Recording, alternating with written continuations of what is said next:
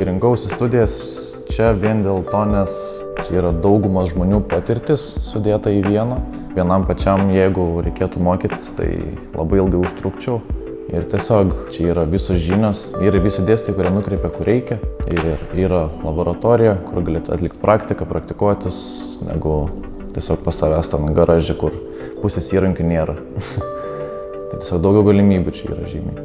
Pirmam semestre jau kaip ir, sakykime, vis tiek dar pats skaitai tą vadovėlį, bet yra pilna tų automobilių detalių, kurias pats gali paliesti, pažiūrėti, panagrinėti, kaip jos ten veikia, kaip jos ten tepamos, taip toliau. O pirmo kurso antram semestre jau gali prisiliesti prie realių automobilių.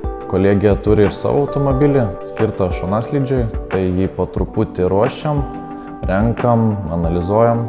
Ir tiesiog, jeigu yra vietos, yra noro, yra laiko, tai pilnai gali atvežti savo automobilį, tiesiog tvarkyti, remontuoti, tobulinti, beveik ką nori daryti. Pabaigęs automobilių transporto inžineriją gali kaip ir savo servisą bandyti kurti, nes čia suteikia kaip ir galimybę, suteikia žinių, kaip tai padaryti. Yra dalykas kaip serviso įmonių projektavimas. Aš kaip ir pats esu savo automobilį susimontavęs audio techniką, tai kaip vadinamas subas, taip toliau. Ir po kolegijos baigimo galėčiau šitą kaip ir verslą, sakykime, idėją toliau plėtoti.